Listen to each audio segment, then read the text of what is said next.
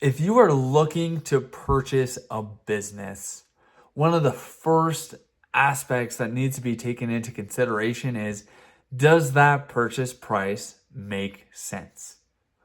And from that perspective, like if you're working with a broker or you just find an off-market deal, like you need justification that that purchase price is logical and should be a number that you're willing to transact at based on your return on investment and the ability to cash flow.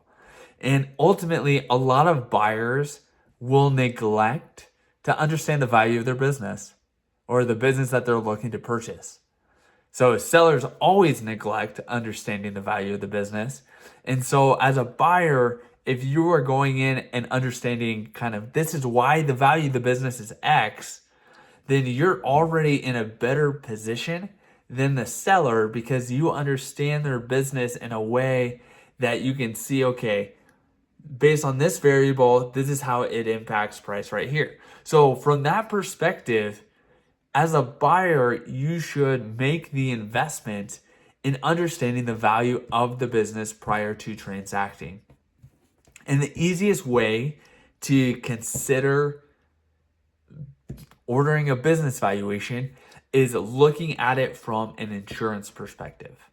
So if you're willing to buy a business for $1 million, or let's say 5 million, like if you're willing to buy a business for $1 million and you're not willing to pay a business valuation fee of $3,000, like what happens when the business valuation shows that the value of the company is less than where it is? If you didn't go down the rabbit hole in process of getting a business valuation and you find out later on that you should have bought the business for less than what it was asking for, like it essentially acts as insurance. It helps you understand and it helps you better negotiate with the potential seller.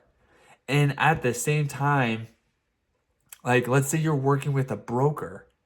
When you work with a broker, brokers are incentivized to not transact at a fair price. They are incentivized to transact at the highest price possible. Reason being is they're making an 8 to 12% commission and they are a fiduciary for the seller. They might say, hey, we're here to be kind to the buyer and help the buyer, but at the end of the day, they just care about getting their commission, selling the business, referring the buyer to an SBA lender, and asking and receiving a referral fee that's 1% of the loan total. So like there's a lot of incentives and bias associated with business brokers. There are good brokers, but there are a lot of misleading brokers.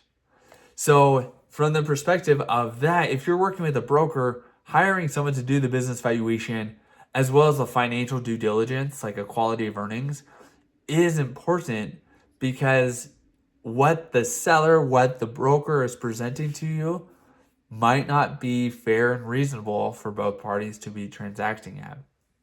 So if you are looking to buy a business, you should understand the value of that company. And if you have questions, always feel free to reach out to us at Peak Business Valuation. We are available to help in any way we can. And you can reach us at 435-359-2684. Hope you have a great day. Bye.